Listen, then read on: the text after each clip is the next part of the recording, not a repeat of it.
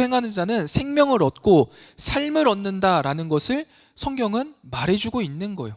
더 나아가서 여러분 17장 17절부터 24절까지는 그 과부의 아들이 죽잖아요. 과부의 아들이 죽고 엘리야가 하나님께 기도함으로써 살리는 이야기를 담고 있는데, 이 이야기의 진짜 목적은 무엇이냐면 마지막 절에 있습니다. 17장 24절 말씀 우리 한번 같이 읽어볼까요? 17장 24절 말씀입니다. 함께 읽겠습니다. 시작. 내가 이제야 앞에 부분이 안 읽었구나.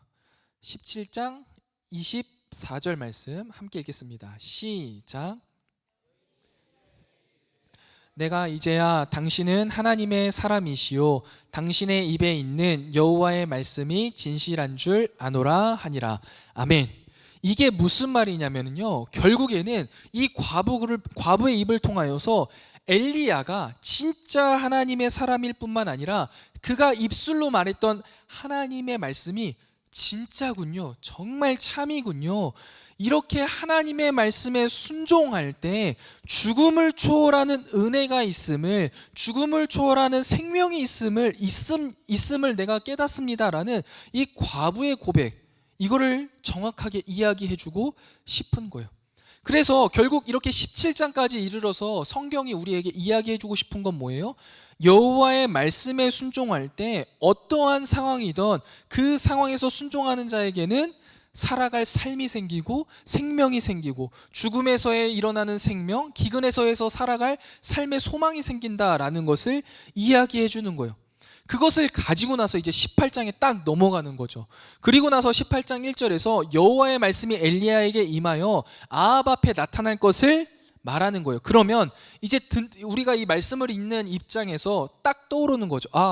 여호와의 말씀이 이제 아합에게 임하는구나. 그러면 아합은 이제 어떻게 반응할 것인가가 매우 중요한 문제겠구나라는 걸 떠올리고 보게 되는 거예요. 여호와의 말씀이 어떻게 반응하는지가 그의 운명을 결정할 것이기 때문이죠. 그러나 본격적으로 이 여호와의 말씀에 대한 아합의 반응을 다루기 전에 다시 한번 우리가 좀 알아야 될 게 아합의 성격에 대해서 몇 가지를 좀 알아야 됩니다. 아합은요, 첫 번째로 생각하면은요, 이 엘리야를 이스라엘을 괴롭히는 자요라고 말하거든요. 18장 17절에. 근데 실제적으로요, 이 엘리야를 죽이려고 하지 않습니다. 적극적으로 죽이려고 하지도 않고 사실 죽이려고 하지 않아요. 그 말은 뭐냐면 잔인한 사람은 분명히 아니라는 거예요. 극악무도한 사람도 아니에요. 두 번째, 또 이 아합이 여호와의 선지자들을 죽이려고 했다라는 것도요, 18장 19장 어디를 찾아봐도 없어요. 그런데 우리는 그걸 그렇게 기억하고 있거든요. 사실은 정확하게 말씀을 찾아보면 죽이려고 한 사람은 누구예요? 아합이 아니라 이세벨입니다. 그의 아내 이세벨이에요. 이세벨은 광신도예요. 바알에 대한 광신도가 확실한데 아합은요, 그렇지가 않다라는 거예요. 그러면 이 상황을 보면 아합은요, 어떤 성격을 가지고 있는 사람이냐면 실제로 내 삶에 무엇이 이득이 되느냐를 매우 면밀히 살펴보면서 중도적인 입장을 가지고 있는 사람인 거예요. 왜냐하면 엘리야를 그렇게 죽이려고 하지도 않고요, 사실 바알을 그렇게 섬기지도 않거든요. 그러니까 중도의 입장에서 나에게 유익이 되는 것을 컨택하고 그것을 찾아서 그걸 내 걸로 하려고, 그래서 결국에 내가 원하는 것을 얻으려고 하는 사람이라는 거죠. 이렇게 이해해야지만 여러분, 우리가 18장 이제 중반부부터 쭉 나오는 갈멜산에서의 종교전쟁, 그리고 그 이후의 진행 과정이요, 이해가 되는 거예요. 만약에 아합이라는 사람이 바알 종교에 심취가 되어 있었고 거기에 대한 광신도라면 이세벨과 똑같이 움직여야 돼요. 그냥 엘리야 보자마자 죽여야 되는 거고요. 그 다음에 만약에 엘리야가 이겼잖아요. 엘리야가 이겼다 하더라도요, 이 광신도들을 죽이라는 명령을 내려줘서는 안 된다라는 거죠. 그만큼 이 아합은 중도적으로 생각하면서 이 여호와이든지 바알이든지 그저 내가 살아가는 데 있어서 내 세속적인 목적을 이룰 수 있다면 누구든 상관없다, 싸워서 이기는 편, 내 편이라는 생각을 갖고 살아가는 사람이 아합이고, 그런 성격을 가지고 있는 사람이에요. 그래서 전쟁에서 이겼을 때 그 1대 850으로 싸울 때 이제 엘리야가 이겼을 때 이겼네? 그러면 네 약속대로 죽여도 돼가 되는 거죠. 이후에요, 여러분, 이런 중립적인 입장 가운데에서 분명히 이제 엘리야가 이겼음을 보고 아합이 이제 깨달은 거예요. 아, 여호와가 내 삶 가운데 좀 더 이익이 될 수 있겠다. 분명한 이익이고 거기가 좀 더 신에 가깝다라는 생각을 한 것 같아요. 그래서 이후에 엘리야가 시키는 대로 고지고대로 하거든요. 다 이기고 나서 엘리야가 뭐라고 이야기하냐면 이제 올라가서 먹고 마시세요. 큰 비의 소리가 있으니까 먹고 마시세요 라고 이야기합니다. 그러니까 그 가서 먹고 마셔요. 그리고 나서 이제 원하는 대로 이스라엘까지 가게 되죠. 여러분, 이렇게 여호와의 말씀대로 엘리야가 행했고 그 엘리야의 놀라운 기적들을 봤고 엘리야가 많은 바알의 사람들을 죽이는 것까지 봤어요. 아합이 봤고 이것을 이제 올바른 반응을 한다면 어떤 반응이 필요하겠어요? 최소한 그래, 여호와 진짜 살아계십니다. 내가 이제 여호와만을 따르겠습니다. 이스라엘 백성들아, 우리 이제 여호와를 믿자. 이런 대처가 나와야 되는데요, 18장에 보면 그런 대처가 없습니다. 그냥 그렇게 떠나가요. 그리고 이스라엘로 들어가서 끝납니다. 그리고 19장에 딱 등장하면은 제일 먼저 한다는 소리가 뭐냐면 아내 이세벨에게 야, 이런 일이 있었다? 라고 이야기만 해요. 그러니까 하나님이 눈앞에서 분명히 놀라운 기적을 행했는데도요, 그거는 내 이야기가 아니에요. 그냥 일어난 사건이고 내가 조금 더 여기에 대해서 관심을 가질 법한 이야기 정도로만 받아들이게 됩니다. 그렇기 때문에 사실 우리는 아합이 이 여호와의 말씀에 어떻게 반응하는가 나머지 이제 부분을 통해서 봐야 되는 거예요. 18장 19장에는요 약간 무반응입니다. 뒤로 중도적으로 이제 좀 기울이고 보니까 좀 괜찮은데 한번 해볼까? 뭐 이 정도도 사실 안 될 수 있는 그냥 저게 좀 더 맞겠네, 이 정도의 수준을 가지고 있다라는 거죠. 나머지 20장에서 22장을 보면은요 놀라운 일이 갑자기 발생해요. 분명히 믿음이 없는 사람인 것 같은데 20장에 보시면 아람과 전쟁을 치르기 시작하잖아요. 그런데 이 이야기 가운데 아합의 모습이요 매우 긍정적으로 묘사됩니다. 우리가 알고 있는 악한 왕 아합이 아니에요. 이스라엘의 진짜 왕처럼 전쟁에 나가서 앞서서 막 싸우기 시작해요. 강한 적 훨씬 더 많은 그 아람 군대와 싸우면서 거기에 굴하지 않고 하나님께서 말씀하신 대로 차근차근 행하면서 이 전쟁을 주도적으로 이끌어가는 모습을 보여줘요. 그리고 마지막에 나아가서는 어떤 모습이 있냐면 이 아람의 장군을요 놔줍니다. 굉장히 대승을 거두면서 패자에 대한 그 승자의 관용을 보여주는 것 같아요. 그래서 우리가 자칫 잘못해서 그냥 놓치고 신중하지 않게 읽으면 야, 아합이 바뀌었네, 하나님의 뜻대로 행하고 생명도 소중하게 여기네, 이런 식으로 적용할 수가 있는데 문제는 뭐예요? 하나님께서 아합에 대한 심판의 메시지를요 20장 들어서 처음으로 이야기하셔요. 이때 진짜 이스라엘 왕같이 잘 활동했고 마지막에 관용까지 베풀었는데 하나님의 심판의 메시지는요 이때 임한다라는 거예요.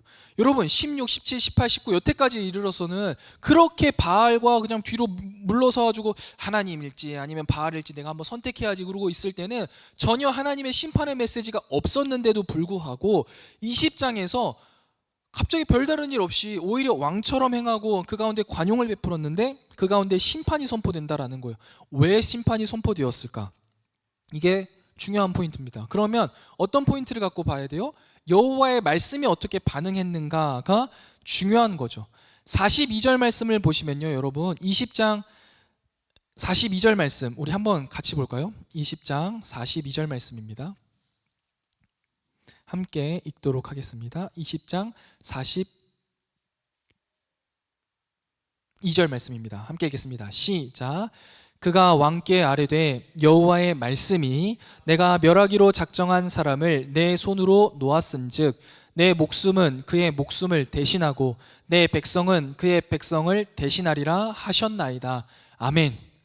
무슨 말이냐면 이 아람과의 전쟁은 헤렘 전쟁이었던 거예요. 우리가 여호수아 때도 봤던 것들 있죠. 헤렘 전쟁은 뭐냐면 하나님께서 이 전쟁을 통해 상대 대적 국가를 모두 진멸하시겠다라는 전쟁이에요. 그래서 터럭 하나 남기지 않고 다 죽이고 다 불살라야 되는 것이죠. 하나님의 말씀은 그러한 말씀이 분명히 아합에게 임했는데 아합은 마지막에 살려준 거예요. 왜 살려줬는지는 정확하게 모르겠어요. 그냥 승자에 대한 관용이었는지 아니면 그의 성격이 항상 그렇잖아요. 이윤이 된다면 선택한단 말이에요. 내가 이 사람을 살려줌으로써 나에게 뭔가 이익이 있겠다 생각이 들어서 살려줬는지 모르겠지만 그는 결론적으로 뭘 한 거예요? 여호와의 말씀에 불순종하기로 택한 겁니다. 이때 하나님께서 심판의 메시지를 내리셨다. 이게 중요한 포인트예요. 우상을 섬겨서가 아니라는 거예요. 여호와의 임한 말씀에 불순종하였을 때 하나님은 아합을 심판하시기로 결정하신 거죠. 여러분, 여기에서 우리가 좀 생각해 봐야 될 게 뭐가 있냐면, 우리가 보기에는 멋진 관용처럼 보이는 일들도 생명을 살리는 일이잖아요. 그런데도 불구하고 하나님의 뜻에 반한다라면요, 사실 헛되이 거드름만 피우는 겁니다. 그건 하나님의 뜻이 아니라 오히려 죄의 결과가 될 수 있다라는 사실도 정확하게 우리는 기억해야 하는 거죠. 어찌됐건 간에 아합은 이렇게 하나님의 말씀에 불순종하기를 결정하고 나아갑니다. 그러자 하나님이 심판의 메시지를 전하고요, 그가 어떻게 반응하냐면 바로 그 밑에 절에 보시면 근심하고 답답하여 그의 왕궁으로 돌아가 버렸어요. 여러분, 하나님의 심판이 임했는데 거기에 대해서 어떻게 반응해요?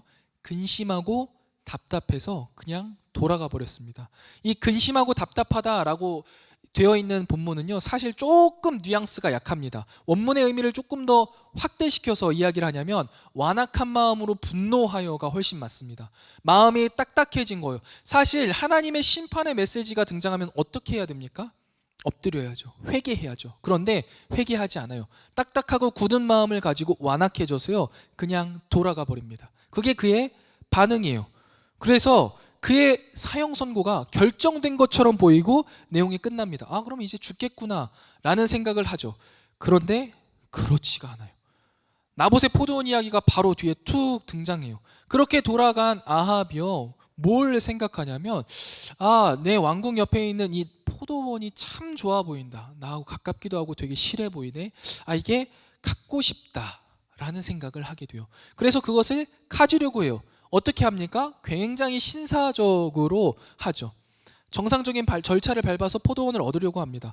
내가 왜 그 포도원을 갖고 싶어 하는지를 밝히고, 그리고 나서 그냥 야, 가져와, 이게 아니라 더 아름다운 포도원을 줄게, 더 좋은 거 줄게, 혹시 네가 원한다면 포도원 그 가치 이상으로 돈으로도 내가 지불할게. 더 나아가서는 네가 원하는 것만 말해, 내가 뭐든 들어줄게, 대신 이것만 나 좀 주면 안 될까? 되게 신사적이에요. 그러니까 우리가 일반적으로 생각하는 악한 왕은 아니라는 거예요. 그냥 악한 왕이 아니에요. 굉장히 신사적이에요. 그런데 나봇이 뭐라고 이야기를 해요? 왕이시여, 이거는 하나님께서 우리 가문에게 주신 거라서 이걸 제가 팔 수가 없습니다. 이렇게 이야기하죠. 여러분, 이스라엘 백성들에게는요, 땅이 여러 가지가 종류가 있겠지만 하나님께서 각 지파별로 나눠주신 땅이 있어요. 여호수아 시절 2절에 들어와서 가나안 땅을 이제 분배받을 때 그 분배받은 땅이 있는 거잖아요. 그 땅은요, 여러분, 이게 매매가 안 됩니다. 임대는 될 수 있어요. 임대 최대한 할 수 있는 게 이제 6년이에요. 6년 지나면 다시 돌아와야 돼요. 그게 희년이거든요. 그러니까 매매가 안 됩니다. 이거 왕이시 아시지 않습니까? 하나님이 이제 우리 가문에게 준 거고 우리 가족에게 준 거라서 매매가 안 돼요. 그러니까 젠틀합니다. 어떻게 해요? 돌아가요. 근데 돌아갈 때도 돌아가서 뭐예요? 근심하고 답답해요. 아까하고 똑같은 거거든요. 완악한 마음으로 승질을 내고 있는 거예요. 속으로 너무 갖고 싶은데 이걸 못 가지니까 막 속에서 막 천불이 올라오는 거죠. 그런데 실제로는 좀 젠틀한가 봐. 아무 질도 못하고 거기서 끙끙끙 앓고 있는 거예요. 그때 이제 이세벨이 등장하는 거죠. 왕이시여, 왜 그러고 있습니까? 도대체 뭐가 문제예요? 왜 이렇게 기분이 안 좋아요? 하니까 여차저차 이야기를 합니다. 그러니까 왕이시여, 당신이 왕인데 그걸 왜 못 없습니까? 그러니까 이세벨은 모르는 거예요. 지금 이게 하나님의 백성들에게 어떤 의미를 갖고 있는지 제대로 모르고 가지면 된다, 그냥 취하면 된다라고 생각하고 아주 못된 짓을 저지르죠. 그러니까 나쁜 사람들 2명을 세워가지고 거짓 증언을 하게 하고 그렇게 나봇을 돌에 맞아 죽게 합니다. 그리고 나서 아합은 어떻게 합니까? 이제 이세벨이 가서 나봇이 죽었으니까 가서 택하시면 됩니다 하니까 바로 일어나서 가서 그 땅을 취합니다. 그런데 여러분, 여기서도 이게 문제예요. 그렇게 나봇이 죽었으면 취할 수 있는 땅입니까? 그렇지 않죠. 하나님이 가문에게 주신 땅은 그 사람이 죽으면 어떻게 되는 거예요? 자녀에게 상속이 되어야 합니다. 만약에 자녀가 없으면요, 그의 형제에게 상속이 됩니다. 그 형제가 없으면요, 딸들에게라도 상속이 됩니다. 어찌됐건 그 지파 안에서 그게 상속이 되는 거예요. 그게 다른 지파나 다른 사람에게 넘어갈 수 없다라는 거죠. 그걸 아합은 알까요, 모를까요? 알 수밖에 없죠. 그런데 가서 취합니다. 왜? 내가 갖고 싶었으니까. 그런 사람이니까 가서 취하게 돼요. 그리고 나서 하나님께서 심판의 메시지를 전합니다. 네가 나봇에게 한 그대로 죽게 될 거다. 이 또한 여호와의 말씀이 임하는 거예요. 그런데 성경이요, 뭐라고 이야기하냐면 그에게 꼭 너가 1차적인 잘못은 아니다 라고 이야기해요. 25절에 보면은요, 저자가 그 아내 이세벨에게 충동되었음이라 라고 이야기를 하고, 그 뒤에 보면 스스로 팔렸다 20절 25절에 이야기를 하는데, 이게 결국에는 뭐 스스로 팔렸다 라고 해서 자신이 뭐 팔림을 당한 잘못밖에 없다 라고 볼 수도 있겠지만, 결국 자신 스스로가 팔았다라는 의미도 좀 있는 거거든요.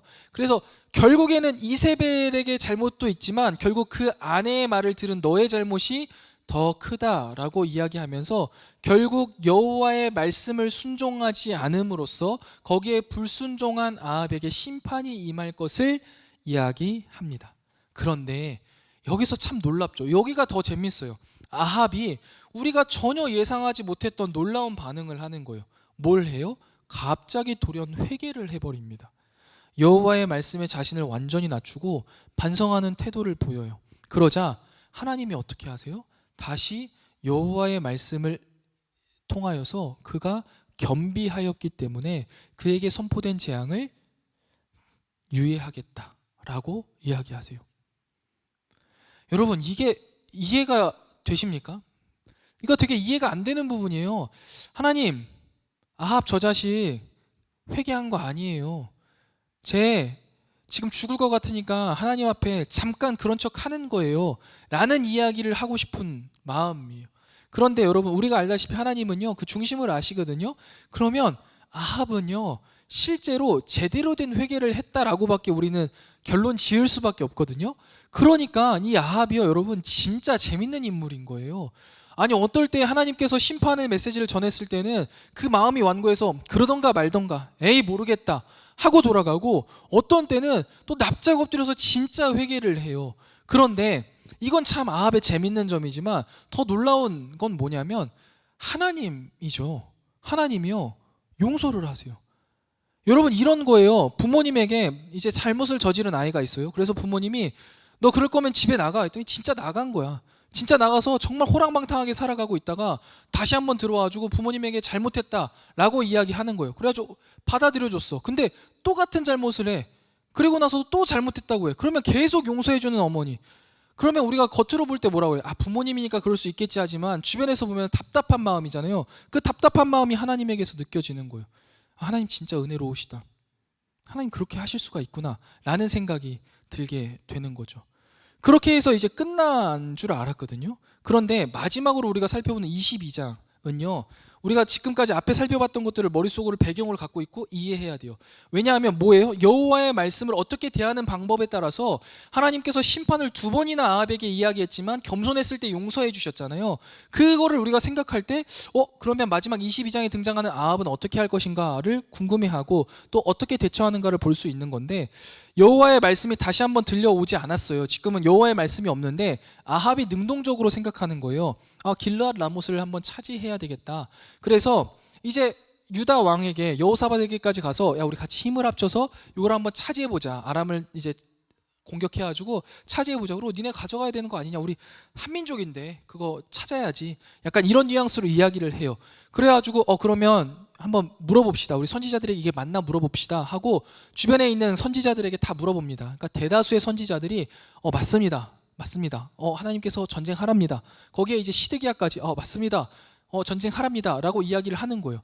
근데 여호사밧도 그렇고 이 아합도 그렇고 분명히 그러면 이제 전쟁에 나가면 되는데 그 마음속에 찝찝함이 있었던 것 같아요. 아, 이걸로 되겠나 싶어서 여호사밧이 한 번 더 물어보죠. 이 사람들이 선지자의 전부입니까? 혹시 다른 선지자는 없습니까? 이야기를 해요. 그러니까 이제 아합이 이야기하는 거죠. 있어요. 한 명 있는데 항상 이 미가야라는 선지자인데 얘는 좋은 예언을 한 적이 단 한 번도 없습니다. 항상 안 좋은 예언만 해요. 그래서 별로 듣고 싶지가 않습니다 하는데 한번 들어보시죠 합니다. 그리고 여호사밧도요, 그거에 대해서 흔쾌히 오케이를 해요. 그래서 불러오는데 사람을 통해서 불러오잖아요. 근데 그 사람이 또 미가야에게 어떤 이야기를 하냐면, 여태까지 많은 선지자들이 예언을 했는데 다 오케이라고 이야기했습니다. 시드기야도 그렇게 이야기했는데 이왕이면 그냥 좋게 좋게 하시죠. 될 수 있으면 좋게 좋게 이야기해 주세요 라고 이야기를 합니다. 근데 미가야도요, 여러분 좀 이상해요. 그러니까 이때는요, 또 처음 와가지고 이제 예언을 하는데 네, 뭐 하나님이 가라시네요, 가시면 승리하실 겁니다, 이렇게 예언을 해요. 그러면 여러분, 아합의 입장에서는 어떻게 하면 돼요? 오케이, 그럼 전쟁 나가자 하면 됩니다. 근데 아합이 무슨 말을 하냐면, 진짜 맞아? 하나님 앞에서 너 진짜 진실만을 말하는 게 맞아? 라고 다시 한번 물어봐요. 여러분, 이 맥락은 뭐예요?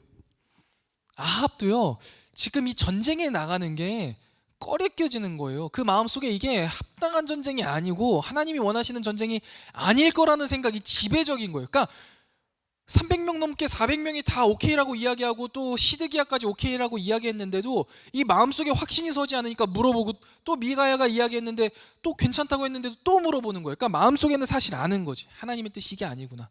그래서 다시 한번 물어봅니다. 그러니까 진실을 이야기합니다. 사실 하나님이 나가면 당신 죽을 겁니다, 이스라엘 질 겁니다 라고 예언을 해요. 그런데 이런 상황 가운데에서 무슨 일이 벌어지냐면, 시드기야가 갑자기 훅 튀어나와가지고 미가야의 뺨을 후려치죠.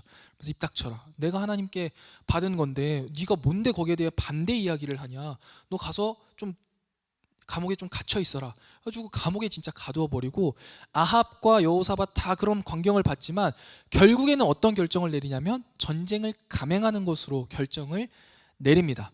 여기에서 중요한 것은 뭐냐면, 여호와의 말씀이 분명히 미가야를 통하여서 선포되어졌고, 아합도 여호와의 말씀, 즉 여호와의 뜻이 이 전쟁에 나가지 않는 것이라는 것을요, 어느 정도 확실하고 있다는 거예요. 근데 사실 100% 확신하고 있었음을 알 수 있는 게, 분명히 계속 물어보는 이 뉘앙스도 있겠지만요, 좀 더 나아가서 16절 17절 말씀을 보면은요, 22장 16절 17절 말씀 보면은요, 그가 전쟁에 나갈 때 어떤 일을 하냐면 여호사밧하고 옷을 바꿔 입습니다. 그러니까 북이스라엘 왕과 남유다의 왕이 옷을 바꿔 입어버리는 거예요. 그러니까 네가 나인 척해. 그리고 나는, 본인은 정작 병사 옷을 입고 나가서 전쟁에서 싸우려고 해요. 그 말은 뭐예요? 혹시나 내가 죽을 수도 있으니까 그거를 숨겨보자, 자신만의 노력을 최대한 해보는 겁니다. 그런데 결국 그의 결론이 어떻게 돼요? 우리가 다 알고 있다시피 어떤 한 병사가 우연히 쏜 화살에 맞아서 죽습니다. 그 사람은 아합인 줄 꿈에도 몰랐어요. 그리고 아마 뭐 화살을 쏘다 손이 미끄러졌는지도 모르겠어요. 그런데 그 화살에 맞아서 죽고, 그리고 실제로 그가 진짜 죽은 장소가 어디예요? 나봇이 죽었던 그 장소에서 죽어서 나봇의 시체가 그에게 핥혔던 것처럼 그의 시체도 핥음을 당하는 결론을 맞이하게 된다. 이 말은 뭐냐면요, 여러분, 아합은요, 여호와의 말씀을 분명히 알고 있었습니다. 처음 아합은 여호와를 멀찍이 서서 보면서 여호와가 진짜 신인가? 바알이 진짜 신인가? 한번 보자, 누가 나에게 유익이 될 것인가를 고민하는 사람이었다면, 이 엘리야를 통하여서 하나님이 진짜 하나님이심을 깨닫게 되었고, 더 나아가 그게 진짜 믿음은 아니었지만 아람과의 첫 번째 전투를 통하여서 하나님이 진짜 함께 하시면, 여호와의 말씀에 순종하면 승리할 수 있구나를 경험했고, 그 가운데에 하나님의 뜻대로 순종하지 않았을 때 하나님이 자신을 징계하시고 심판하실 거라는 것들을 경험했어요. 신앙이 조금씩 자라나고 있는 상황이었고, 그 가운데에서도 놓치지 않았던 게 뭐냐면 자신의 탐욕이었던 거죠. 그럼에도 불구하고 내가 갖고 싶은 거는 내 힘으로 가져가고 싶은 그 마음이 커서, 하나님의 말씀은 점점점 나에게 분명히 들려오지만 그 분명히 들려오는 말씀에 더욱더 철저하게 준비해서, 처음에 나봇의 포도원을 가져올 때는 내가 능동적으로 가지 않고 아내를 이용해서 얻었다라고 한다면, 아람과의 두 번째 전투에서 길르앗 라못은 내가 조금 더 적극적으로 전쟁을 만들어가고 그 다음에 옷도 바꿔 입어버리면서 내가 할 수 있는 최선의 것을 준비해서 내가 하고 싶은 일을 한다는 나의 탐욕을 위해 여호와의 말씀에 불순종하면서 나아가기로 능동적으로 결정했을 때, 결국 그의 삶은 하나님 앞에 심판받을 수밖에 없었다라는 게 이 아합 큰 스토리에서 흐르는 중요한 메시지입니다.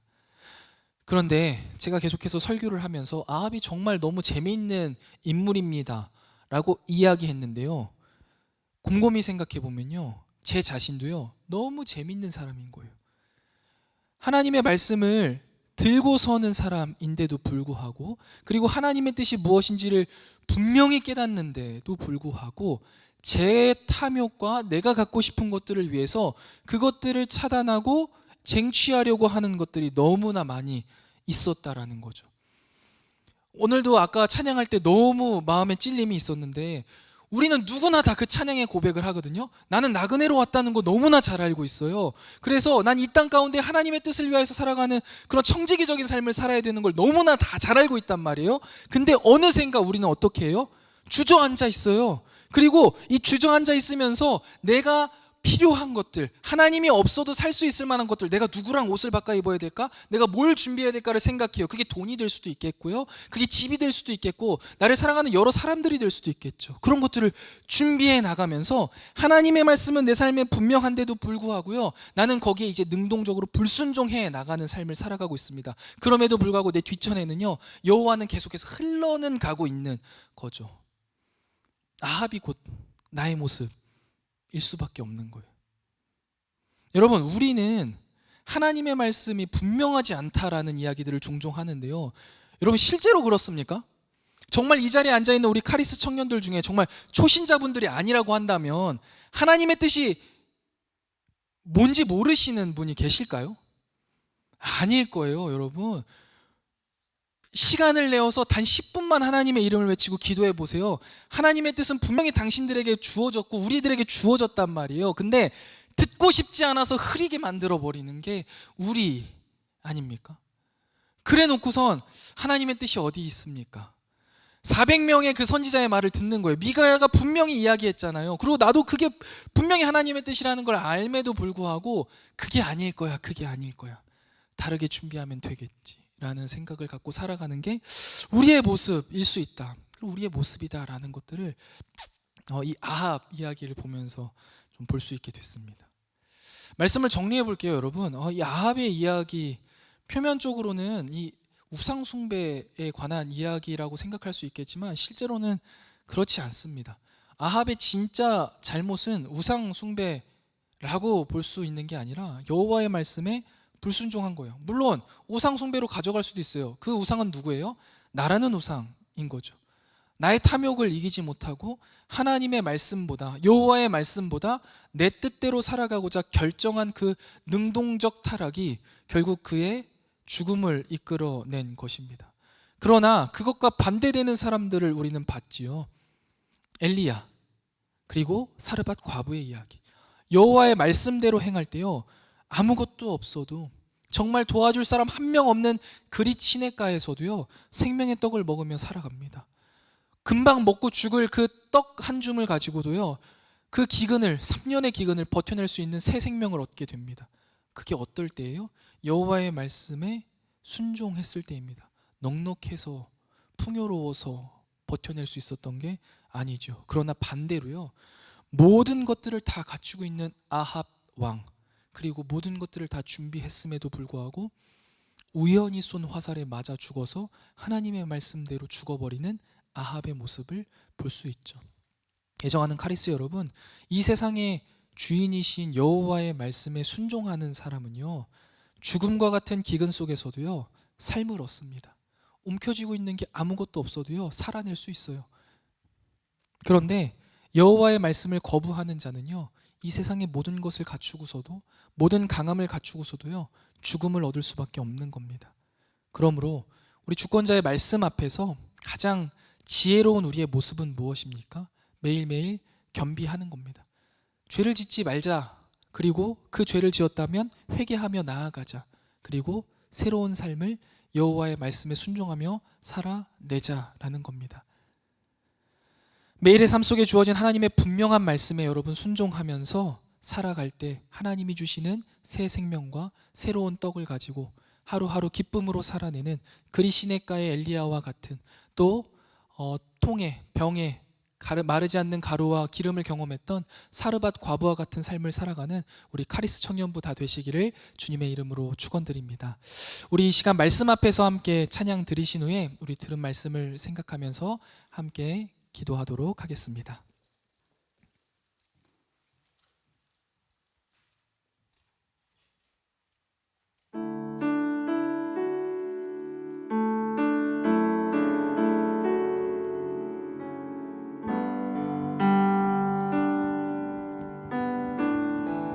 말씀 앞에서 경외함으로 주께 홀로 섭니다. 생명의 말씀 읽고 순종해 주를 예배하리. 다시 한번 고백합니다. 말씀 앞에서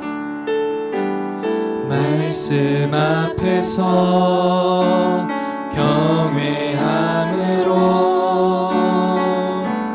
주께 홀로 섭니다. 생명의 말씀 읽고 순종해 주를 예배합니다. 기록된 말씀 힘이 있어서 진리로 우리 거룩해 하며 거룩한 말씀 세세 영원히 복음이 되어 말씀하시네. 하나님 말씀에 두려워 떠는 자, 그 말씀에 생명을 거는 자 한 사람 찾으시는 주님의 약속을 믿어. 하나님 말씀에 운명을 거는 자,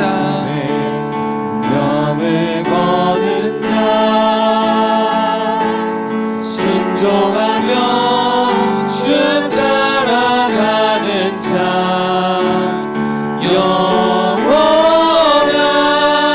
하나님 나라 이뤄갈 주의 교회여. 우리 이 시간 함께 기도하실 때 하나님 주어진 여호와의 말씀에 순종하며 나아가게 하여 주시옵소서. 그 말씀에 생명을 걸고 나아가는 우리 카리스 청년들 되게 하여 주시옵소서. 우리 시간 한 목소리로 기도하며 나아가도록 하겠습니다. 기도하겠습니다. 하나님 아버지 감사합니다. 오늘도 주님께서 우리에게 분명히 말씀하여 주신 은혜 참으로 감사합니다. 하나님 당신의 말씀은 늘 우리 가운데 분명히 선포되었으나 우리가 그 말씀에 때로는 아합처럼 멀찌감치 물러나 있어서 무엇이 나에게 유익이 될 것인가를 고민하고 있지는 않았습니까? 때로는 주어진 말씀 가운데 내가 갖고 싶은 것, 나의 뜻과 나의 생각이 너무나 더 커져서 그것들에 능동적으로 거부하고 하나님의 뜻을 거스르며 나아가기로 결정하진 않았습니까? 하나님, 이런 나의 모습, 나의 반응들 주님 앞에 크나큰 죄임을 내가 깨닫습니다. 그러나 아합을 통하여서 아버지 하나님, 우리가 반면교사 삼고 나아가 하나님의 말씀에 순종하는 삶을 살아가서 정말 엘리야처럼 그 누구도 의지할 것 없는 그리 신앙가에서 하나님 한 분만을 의지하여 생명을 이어나가고 삶을 이어나갔던 것처럼 하나님의 말씀에 의지하여서 내게 있는 가장 작은 것, 나의 모든 것 드렸을 때 하나님이 채우시고 나에게 새 생명을 주시고 나의 아들에게 새 생명을 허락하여 주셨던 놀라운 기적을 경험한 사르밧 과부처럼 나의 삶이 사라지기를 원합니다. 당신의 말씀을 따라 순종할 때 나에게 주어진 것 많지 않지만 나의 삶이 그저 하루하루 연명되어지는 것에 불과하지만 그럼에도 불구하고 우리가 그렇게 부름을 받았음을, 이 땅 가운데 그저 나그네로 부름받았고 이 땅 가운데 청지기로 부름받았고 우리의 유일한 목적은 하나님의 말씀을 전하며 그 뜻에 순종하며 하나님의 나라의 뜻을 이루어가는 것임을 잊지 않고 살아가는 믿음의 공동체 되게 하여 주시옵소서. 엘리야와 같은 우리 카리스 청년부, 사르밧 과부와 같은 우리 카리스 청년부 되게 하여 주셔서 믿음 가지고 이 세상 가운데 하나님의 말씀에 순종하며 나아가는 우리 사랑하는 모든 카리스 청년들 될 수 있도록 아버지 하나님께서 인도하여 주시옵소서. 아버지 하나님이 우리 가운데 동행하여 주시기를 간절히 소원합니다.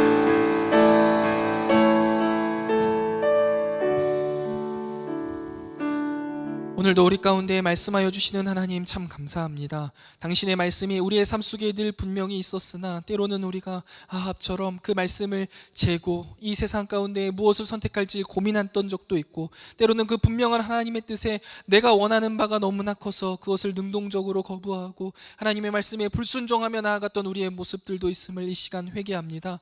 주님, 아합이 회개하였을 때 용서하시고 그 심판을 유예하셨던 것처럼 오늘 이 시간 심판을 유예하기를 원하며 나의 마음을 다해서 회개하는 우리 청년들에게 주님 용서하여 주옵시고, 더 나아가 우리의 삶 속에 주어진 하나님의 분명한 뜻에, 하나님의 분명한 말씀에 우리가 순종하며 나아가게 하여 주시옵소서.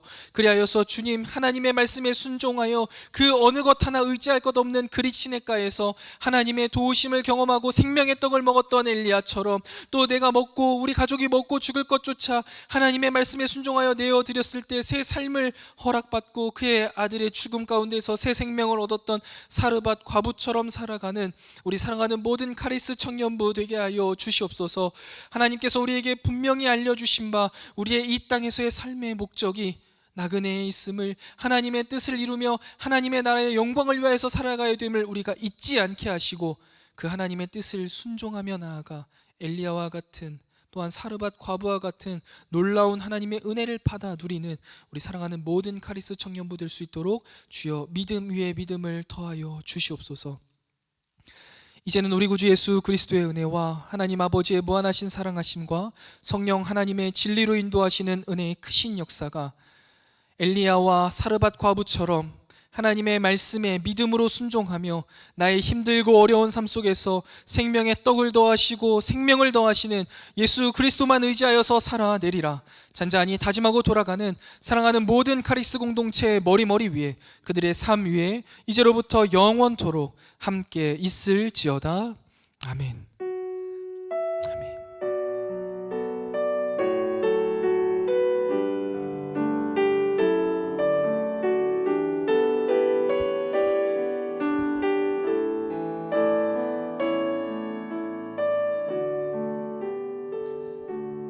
예배 마쳤습니다. 감사합니다. 우리 광고 바로 진행하도록 하겠습니다.